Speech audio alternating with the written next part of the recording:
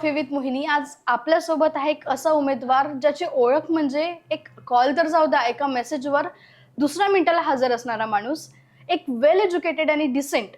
आपल्यासोबत आहेत प्रभाग क्रमांक 10 ड मधून ॲडव्होकेट पृथ्वीराज राठोड. नमस्कार. तुम्ही वेल एज्युकेटेड आहात, डिसेंट आहात, ही ओळख जनतेकडनं रिसर्च केल्यावर आम्हाला तुमच्याबद्दल ही ओळख कळाली आहे. एज्युकेटेड असून मग तुम्ही पॉलिटिक्समध्ये कसं? ऍक्च्युअली एज्युकेटेड लोकांनीच पॉलिटिक्समध्ये असायला पाहिजे. बरोबर. कारण की एक गव्हर्नमेंटने तर हा रूल केला पाहिजे की एज्युकेशन तुमचं इम्पॉर्टंट पाहिजे. म्हणजे एखाद्या ठिकाणी नोकरी करत असताना तुम्हाला एज्युकेशन इम्पॉर्टंट आहे. कुठल्याही गोष्टीत तुम्हाला एज्युकेशन तुमचा क्रायटेरिया चेक करतात. आणि राजकारणामध्ये अंगठे बहाद्दर जे असतात त्यांना राजकारणामध्ये एंट्री मिळते. आणि मग ती ऍक्च्युअली एज्युकेशन मस्ट असायला पाहिजे राजकारणामध्ये. म्हणजे तुम्ही ॲडव्होकेटच्या आधी तुम्ही कम्प्युटर सायन्स पण केलंय. हो, ॲक्च्युअल मी माझी माझी ओळख देतो तुम्हाला.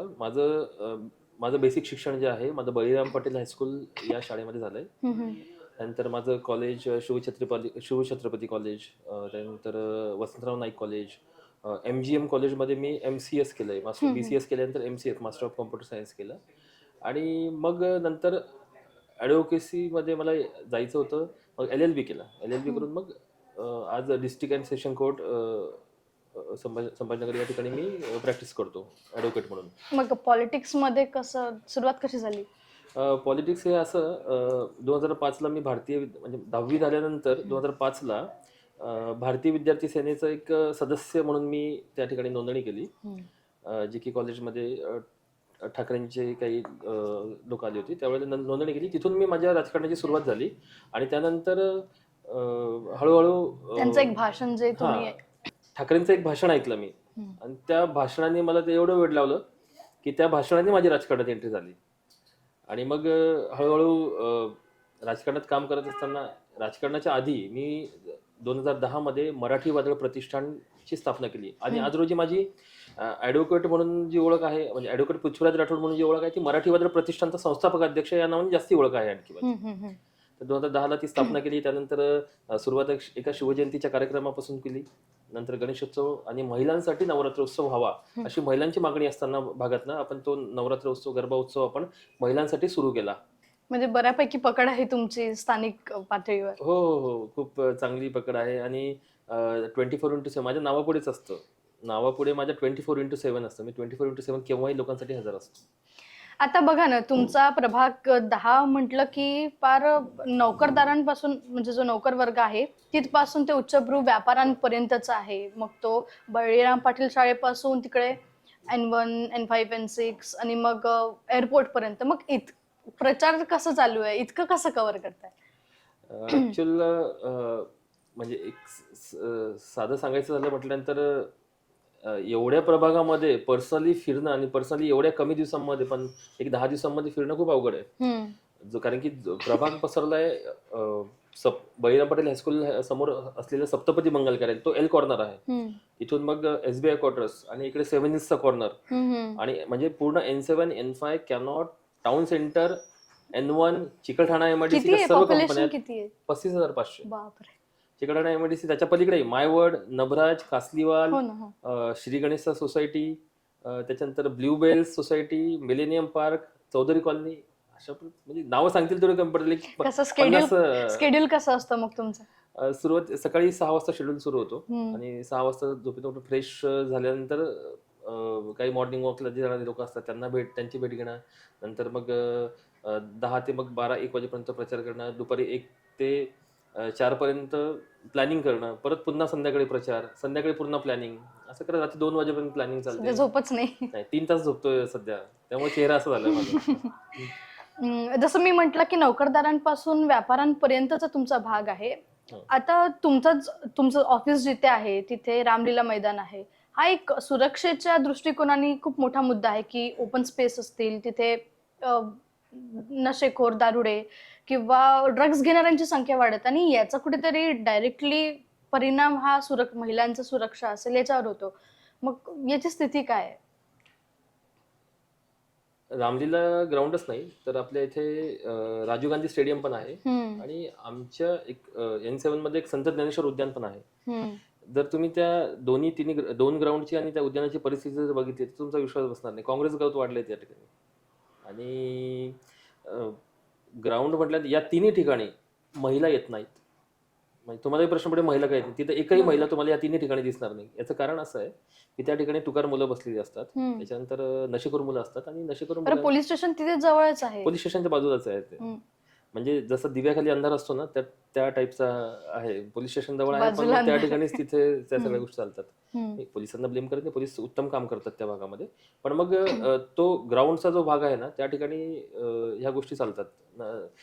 मागे शहरात जे प्रकरणं झालीत याचं मला तरी वाटतं की याचं प्रमुख केंद्रस्थान हे ग्राउंड आहे. हम्म. ग्राउंडवर जर तुम्ही माझी महापालिकेला पण बऱ्याच वर्षांपासूनची मागणी आहे की प्रत्येक ग्राउंडच्या ठिकाणी तुमचा एक कर्मचारी असावा, हम्म. जेणेकरून त्या ग्राउंडवर लक्षही राहील.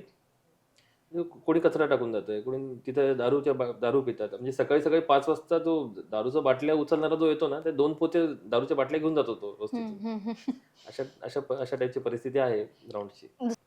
बघितलं गेलं तुमच्या प्रभागामध्ये जे बाकीचे उमेदवार उभे आहेत त्यांचं जर बॅकग्राऊंड बघितलं तर कोणी मद्य विक्री करताय, कोणी कॉन्ट्रॅक्टर आहेत, कोणी म्हणजे व्यवसाय त्यांचा ही पार्श्वभूमी आहे.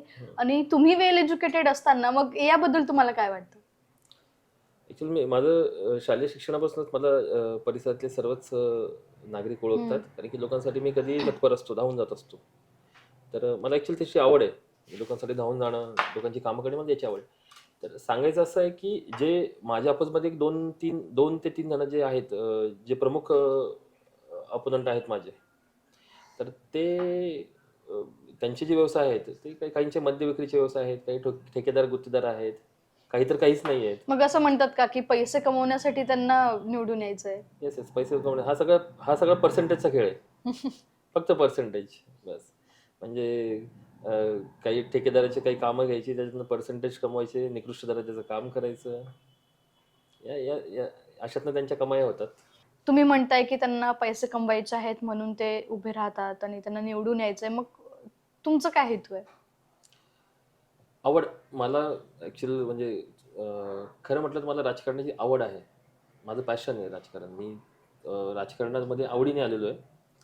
माझा इन्कम सोर्स आहे. माझं ॲडव्होकेसी व्यवस्थित चालते. मला या राजकारणात यायची पण आवश्यकता नाही. पण मला जी आवड निर्माण झालेली आहे, मी आधीच सांगितलं ना, मी ठाकरेंचं एक भाषण ऐकलं आणि मी राजकारणामध्ये माझी एंट्री झाली. आणि नंतर त्या गोष्टी वाढत गेल्या हळूहळू. लोकांचे प्रश्न सोडवण्यासाठी लोकांना असं वाटतंय की पृथ्वीराज राठोड हा राजकारणामध्ये असावा, इलेक्शनला उभा राहावा, ही लोकांची बऱ्याच दिवसांची मागणी होती. आणि नेमकं मला आज तिकीट मिळालेलं आहे आणि मी आज राजकारणामध्ये म्हणजे या तिकिटावर उभा आहे. जसं तुम्ही सांगितलं की 2005 पासून जेव्हा तुम्ही ठाकरेंचं भाषण ऐकलं आणि आजही तुम्ही एकनिष्ठ आहात, पण आजकाल बघितलं तर राजकारणाची पातळी फारच खालवलेली आहे. मग याबद्दल तुम्हाला काय वाटतं? ॲक्च्युअल मागच्या काही वर्षांमध्ये खरंच राजकारणाची पातळी खूप खालावलेली आहे. ज्यावेळेला मुख्यमंत्री स्वर्गीय विलासराव देशमुख होते, स्वर्गीय गोपीनाथजी मुंडे होते, त्यावेळेचं राजकारण ते लोक न्यूज तरी बघायचे. आता लोक न्यूजही बघणं लोकांनी बंद केलं आहे. कारण की एवढी घाणेरडी परिस्थिती महाराष्ट्रात झालेली आहे. तर त्यावर कितीतरी बोलावं तरी ते कमी पडेल. म्हणजे कोणाला एखाद्या पक्षातल्या आमदाराला किंवा एखाद्या पक्षातल्या नगरसेवकाला किंवा पदाधिकाऱ्याला घेण्यासाठी पैसे त्याचा एक रेट ठरलेला आहे एका पक्षाकडनं. तो त्यांना द्यायचा आणि त्यांना विकत घ्यायचा आणि आपल्या पक्षात सामील करायचं. अशा पद्धती झाल्या. पण एक ना एक दिवस याचा अंत होतो. कारण की आता जी परिस्थिती सध्या प्रभाग क्रमांक 10 मध्ये झालेली आहे की एका जागेसाठी भाजपाकडनं 25-25, 30-30 उमेदवार इच्छुक होते. आणि मग त्या उमेदवारामधून त्यांचे तिकीट आधी ठरले. त्यांनी कमर्शियल लोकांना तिकीट दिले ॲक्च्युअल. म्हणजे माझ्या विरोधात पण जे आहेत ना ते कमर्शियल आहेत. मग ते काही निष्ठावंत नाही त्या पक्षाचे किंवा त्या पक्षामधून ते काही त्यांनी खूप काही काम केलेल्या लोकांचा अशातलाही काही भाग नाही. ते कमर्शियल आहेत, ठेकेदार आहेत, काही मद्य विक्री करणारे व्यवसाय मद्य विक्री करणारे लोक आहेत. अशा लोकांना तिकीट मिळालेली आहेत. आजकाल आपल्याला बघायला मिळतं की सत्तेसाठी आपल्याला तिकीट मिळावं यासाठी आज या पक्षात उद्या त्या पक्षात त्याला काही ताळमेळच राहिलेला नाहीये. तर ह्या सगळ्या गोष्टींना तुम्ही कसं बघताय? तुमचं म्हणणं अगदी बरोबर आहे. म्हणजे निष्ठा नावाची गोष्ट सध्या राजकारणामध्ये राहिलेली नाही. आणि याच्याकडे एखाद्या पक्षाने दुसऱ्या पक्षाचे आमदार, खासदार किंवा नगरसेवक पैसे देऊन विकत घेणं. मागे तुम्ही आता खोके हा जो विषय ऐकला असेल बघा. हम्म. हा खोक्यांचं कुठेतरी आजपर्यंत आजच्या निवडणुकीमध्ये पण याचं पाणी बाजारात इथपर्यंत आलेलं आहे. आणि पुढील काही 2-3 दिवसामध्ये याचे पॅकेट्स तयार होतील आणि ते पॅकेट्स मतदारांपर्यंत पोहोचून ते त्यांना विकत घेऊन मतदान करून घेतील. आणि निवडून आल्यानंतर ते त्यांची कामं कशी करतील? कारण की एखाद्या नगरसेवकाने 2-5 कोटी रुपये खर्च करायचे पैसे वाटून, आणि निवडून आल्यानंतर 2-5 कोटी रुपये खर्च वसूल कसा करणार? बरोबर आहे ना? हम्म. वसूल तर करणार तो वसूल करण्यासाठी तो तिथं भ्रष्टाचार करणार त्या ठिकाणी. म्हणजे निष्ठा खूप खालावलेली आहे. आणि एकंदरीत सांगायचं म्हटलं तर निवडणुकीचं सगळं चित्र बदललेलं आहे. संपूर्ण महाराष्ट्राचं वातावरण, राजकीय वातावरण पूर्ण गढूळ झालेलं आहे सध्या आज रोजी. तर मी निष्ठावंत आहेच आणि कायमस्वरूपी मी निष्ठावंत राहणार. असं नाही की मला ऑफर्स येऊन गेल्या नाहीत, भरपूर ऑफर्स येऊन गेल्या. मग निष्ठेचाही आपण बाजार, राजकारणाचाही बाजार म्हणलाय. याचा एक संस्कार असतात. ज्यावेळेला ही फोडाफोडी झाली हम्म. नंतर मलाही इतर पक्षातनं बोलावून आलं होतं की तुम्ही या इकडे, तुम्हाला असं शहर प्रमुख पद देतो, जिल्हा प्रमुख पद देतो. पण मग मी त्यांना पहिल्या क्षणात उत्तर दिलं होतं की मला नाही, मी ठाकरेंसोबत राहणार. कारण अशा पडत्या काळामध्ये मी पक्षासोबत राहणं हे आवश्यक होतं. आणि मला म्हणजे माझं हे उत्तर माझ्या आईला अपेक्षित होतं आणि खूप चांगलं वाटलं त्यांना, घरच्यांना पण, की मी निष्ठावंत आहे आणि पक्षासोबत आहे. म्हणजे आपण असं म्हणू शकतो की शेवटी ज्यांचा पेशा हा व्यापार करणं आहे ते समाजकारणातही व्यापारच करतील. येस, 100%. शुअर ते करतात. आता तुमचा प्रभाग इतका मोठा आहे, तिथल्या समस्या काय आहेत? समस्या भरपूर आहेत. जसं की आपण जर सुरुवात केली, सगळ्यात पहिली समस्या आहे पाण्याची. माननीय उद्धवसाहेब ठाकरेंनी 1680 कोटी रुपये खर्च करून, म्हणजे 1680 कोटी रुपये मंजूर करून जी पाणी पुरवठा योजना मंजूर केली ती आज 2800 कोटीपर्यंत गेलेली आहे. याचं कारण काय? 1000-1200 कोटी रुपये वाढले, याचं कारण काय? तरी सुद्धा आजपर्यंत हे काम पूर्ण झालेलं नाहीये. पण कधीपर्यंत आपण पाणी, रस्ता, ड्रेनेज यासाठीच भांडणार आहोत? माझं म्हणणं तेच आहे ना, रस्ते, ड्रेनेज आणि पाणी, याच्या पलीकडेही प्रभाग आहे, याच्या पलीकडेही नगरसेवक आहे. याच्या पलीकडे नगरसेवक बघतच नाही. पाणी आलं का, पाणी गेलं का, किंवा मग लाईट आली का, लाईट गेली का, एवढ्यापर्यंतच नगरसेवक लिमिटेड नाहीये. त्यांनी त्या पलीकडे पण बघायला पाहिजे आणि या पलीकडे लोकांची पण विचारसरणी गेली पाहिजे. मग तुमच्या समस्या काय तुमच्या प्रभागात? माझ्या प्रभागातल्या समस्या आहेत. सर्वप्रथम पाण्याची खूप मोठी समस्या आहे. मागील आता 10 वर्षापासून भाजप सत्तेत आहे. तर यांनी 10 वर्ष म्हणजे खूप मोठा काळ आहे. यांनी इतक्या दिवसामध्ये हा पाणी प्रश्न सोडवला पाहिजे होता. शहरामध्ये 52-53 टाक्यांचं काम सुरू आहे. ते काम म्हणजे किती दिवस चालू राहणार? 5 वर्ष, 7 वर्ष, 10 वर्ष, किती वर्ष चालू राहणार? पुढच्या विधानसभेपर्यंत काहीतरी त्याला लिमिट असली पाहिजे. तुम्ही काम संपवा, पाण्याचं काम संपवा, लोकांना पाणी द्या. म्हणजे विधानसभेपर्यंत हा विषय न्यायचा आणि ऐन विधानसभेला मग लोकांना पाणी द्यायचं. ते आज न उद्या भेटणारच आहे. पण मग तोपर्यंत पाणी द्यायचं आणि मग त्यावेळेला त्याच गोष्टीवर मत मागायची. घाणेरडी वृत्ती आहे पक्षांची. तर पाणी प्रश्न आहे, त्यानंतर विजेचा प्रश्न आहे. पाणी गेल्यानंतर लाईट जाते, हा खेळ चालू असतो. कारण की एकाच वेळेस मोटारी सुरू होतात आणि त्यावेळेला फ्लक्च्युएशन होतात आणि मग लाईट जाते. आता साहजिक सांगायचं झालं की आपल्या शहरामध्ये, संभाजीनगरमध्ये 0.55 स्क्वेअर MM कंडक्टर वापरलं जातं. की आता ती गरज, ती 0.55चं हे संपलेलं आहे आता. मुंबई, पुणे या ठिकाणी 100 ते 200 स्क्वेअर मीटरचं कंडक्टर वापरलं जातं. लोकसंख्या वाढत आहे. लोकसंख्या वाढलेली आहे. तर मग ह्यांनी आता ह्या कंडक्टर सुद्धा चेंज व्हायला पाहिजे. ट्रान्सफॉर्मर्सची साईज वाढलेली पाहिजे. तर ह्या गोष्टी यांना, जे सध्या नगरसेवक आहेत त्यांना या गोष्टी कळणारच नाही. कारण की ते त्यांचं सगळं मन अडकलेलं त्या पर्सेंटेजमध्ये, त्याच्यावर त्यांचं घर चालतंय. त्याच्यामुळे त्यांना त्या समस्या कळणार नाहीत. पाणी समस्या, विजेची समस्या आहे. सर्वात महत्त्वाचं म्हणजे स्वच्छता आणि सुशोभीकरण. माझा सगळ्यात जास्त भर निवडून आल्यानंतर याच गोष्टीवर असणार आहे, स्वच्छता आणि सुशोभीकरण. म्हणजे माझ्या घरी सुद्धा म्हणजे खूप स्वच्छता असते आणि माझी कार जरी बघितली तर खूप स्वच्छ असते. म्हणजे मला खूप स्वच्छता आवडते आणि सुशोभीकरणावर माझा भर असणार आहे. जसं की म्हणजे राजीव गांधी स्टेडियम असो, रामलीला ग्राउंड असो, संत ज्ञानेश्वर उद्यान असो, या ठिकाणी एक सुशोभित असं ग्राउंड आणि सुशोभित असं उद्यान तयार करण्याचा माझा मानस आहे. अजून काय ठरवलंय की जर निवडून आलात तर अजून काय करणार? आणखी प्रभागामध्ये ड्रेनेजची समस्या आहे. साहजिक लोकसंख्या वाढल्या कारणाने त्या ड्रेनेजची साईज वाढवावी लागणार आहे. ह्या सगळ्या गोष्टी करणं खूप आवश्यक आहे. आणि ते पण ड्रेनेज लाईन चेंज करायची ते रस्ता होण्यापूर्वी. रस्ता झाल्यानंतर ते ड्रेनेजला पुन्हा रस्ता बनवलेला रस्ता खोदायचा आणि पुन्हा ड्रेनेज लाईन करायची. या गोष्टी कधी बदलल्या गेल्या पाहिजे. त्यानंतर महिला सुरक्षाचा सगळ्यात मोठा प्रश्न आहे. जसं की आपण बघतोय मागे शहरामध्ये काही खून झालेत आणि नशेखोरांचं प्रमाण वाढलेलं आहे. तर महिला या घराच्या बाहेर रात्री 7-8 नंतर पण निघत नाहीत आता, अशी परिस्थिती शहरामध्ये झालेली आहे. त्यानंतर महिला सुरक्षेचा हा प्रश्न आहे. त्याच्यानंतर इथं माझ्या प्रभागामध्ये सर्वात मोठी चिकलठाणा MIDC आहे. जुनी MIDC. जवळपास एक 600 ते 1000 कंपन्या आहेत त्या ठिकाणी. या ठिकाणी जे कामगार काम करतात त्या कामगारांचे प्रश्न आहेत. त्या कामगारांना म्हणजे माझं विजन असं आहे की त्या ठिकाणी तो कामगार काम करतोय. काही कामगार हे बाहेर आलेले. त्या कामगारांसाठी तिथे राहण्याची म्हणजे MIDCचं पण एक स्वतंत्र हे असावं. जसं की सिडको म्हाडा आहे तसं MIDCचं पण एक स्वतंत्र घर संकुल असावं की ज्या ठिकाणी त्यांना राहता आलं पाहिजे, त्यांना ते घर अलॉट झाले पाहिजे. अशा पद्धतीची विचारसरणी माझी आहे. समस्या भरपूर आहेत. कुत्र्यांची समस्या, भटक्या कुत्र्यांची समस्या आहे. बऱ्याच गोष्टी आहेत. समस्या संपत नसतात. मग याच्यावर सोल्युशन काय? सोल्युशन एकच आहे की एज्युकेटेड लोकांना निवडून द्या, जेणेकरून त्यांना त्या समस्येचा अभ्यास करता येईल आणि ती समस्या कायमस्वरूपी सोडवता येईल. जसं की साधी गोष्ट आहे की पाण्याची वेळ सुद्धा हे फिक्स करू शकत नाही. रात्री 10ला येणारं पाणी रात्री 2:30 वाजता येतं. 10 ते 2:30 लोकांनी जागून काढायचं का? आणि किती धाकधुकीत राहायचं? पाणी म्हणजे सध्या प्रभाग क्रमांक 10ची सिडकोची परिस्थिती अशी आहे की पाणी आलं म्हटल्यानंतर युद्धासारखी परिस्थिती नाही, जसं काय युद्धाला चाललंय अशी परिस्थिती झालेली आहे. त्यामुळे एकंदरीत राजकारणाचा बट्ट्याबोळ झालेला आहे. राजकारणामध्ये एज्युकेटेड लोकांनी यावं आणि ह्या राजकारणाचं एक चांगलं आदर्श राजकारण म्हणून करावं अशी मी सर्वच एज्युकेटेड लोकांना विनंती करेल.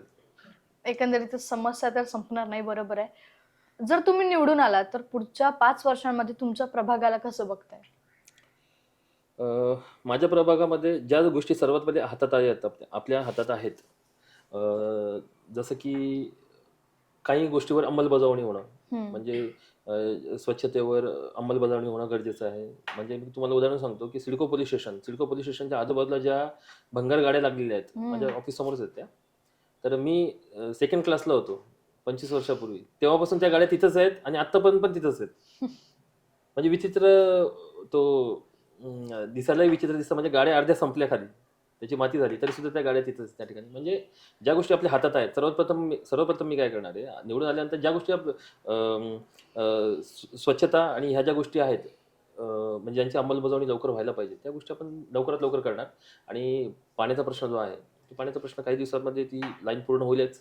त्यानंतर पाणी लोकांना व्यवस्थित वेळेवर मिळावं यासाठी प्रयत्न असेल. त्यानंतर विजेचा प्रश्न जसं सांगितलं तुम्हाला, ते विजेच्या कंडक्टर्स आणि ट्रान्सफॉर्मर चेंज करून विजेचा प्रश्न हा कायमस्वरूपी सोडवणार आणि तो सोडवला जाऊ शकतो. फक्त इच्छाशक्ती पाहिजे माणसाची. माझ्याकडे तयार आहे. जसं की मी आता तुम्हाला बोललो की निवडून आल्यानंतर इमिजिएट आपण ज्या गोष्टी करायच्या आहेत, म्हणजे खूप छोटी गोष्ट वाटते पण महिलांसाठी खूप अवघड आहे की जी पाण्याची वेळ निश्चित नसणं खूप छोटी गोष्ट आहे. म्हणजे रात्री 10ला येणार पण रात्री 2, 2:30ला 3ला येतं आणि हे नियोजन नसणं, ह्या इमिजिएट बेसिसवर आपण सगळ्यात पहिले सोडवणार. आणि मी तुम्हाला सिडको पोलीस स्टेशनचे जे बोललो की पोलीस स्टेशनच्या आसपास ज्या गाड्या आहेत, मी लहान होतो तेव्हापासून त्या गाड्या तिथंच आहेत. त्या भंगार गाड्या सगळ्यात पहिले त्या ठिकाणी सुशोभीकरण होईल, कारण की तो खूप मोठा एरिया कॅप्चर झाला त्या घाणेरड्या त्या गोष्टीमुळे. बरोबर. त्यामुळे त्या गोष्टी आपण प्रायोरिटीवर सोडवणार. आणि एक नियोजनबद्ध खूप चांगली ब्ल्यूप्रिंट माझ्या डोक्यात तयार आहे आणि ती आपण आल्यानंतर त्याची अंमलबजावणी करणार. या निमित्ताने तुम्हाला मी ग्वाही देऊ इच्छितो की छत्रपती संभाजीनगरमध्ये टॉप 3 मध्ये पहिल्या 3 मध्ये माझा प्रभाग क्रमांक 10 हा असणार. मतदारांना काय सांगणार? मुळात देश पातळीवरचे आणि राज्य पातळीवरचे प्रश्न वेगळे असतात आणि स्थानिक प्रश्न वेगळे असतात. स्थानिक प्रश्नांमध्ये लोकांना, मतदारांना जो उमेदवार अपेक्षित असतो धावून जाणारा, तर तो मी आहे, ॲडव्होकेट पृथ्वीराज राठोड. तर मी सर्व मतदारांना आवाहन करेल की येत्या 15 जानेवारीला प्रभाग क्रमांक 10 ड मध्ये बटन क्रमांक 4 ला असलेलं नाव ॲडव्होकेट पृथ्वीराज योगीराज राठोड म्हणजे माझ्या नावासमोर असलेल्या निशाणी मशाल समोर बटन दाबून तुम्ही प्रचंड प्रचंड प्रचंड मतांनी विजय करा. आणि एक आदर्श नगरसेवक कसा असावा हे येत्या काळात तुम्हाला दिसेलच. त्यासाठी आपल्या सर्व जनतेचे, सर्व सर्व मतदारांचे आशीर्वाद मला लाभतील अशी अपेक्षा करतो. आणि माझ्या तब्बल 16 ते 20 वर्षाचा प्रवास, या प्रवासाला तुम्ही कुठेतरी न्याय द्याल त्यासाठी मी आपल्यासमोर आज नतमस्तक होत आहे आणि आपले आशीर्वाद घेण्यासाठी म्हणजे मतदारांचे आशीर्वाद घेण्यासाठी या ठिकाणी आपल्या सर्व मतदारांना आवाहन करत आहे. समस्यांची जाणीव असणं ही गरजेचं आहे आणि त्याच्यावर आपल्याला निराकरण कसं करायचं त्याची जाणीव असणं ही गरजेचं आहे आणि त्यासाठीच सुशिक्षित उमेदवार असणं ही गरजेचं आहे. Exactly. तुम्हाला खूप खूप शुभेच्छा आणि धन्यवाद.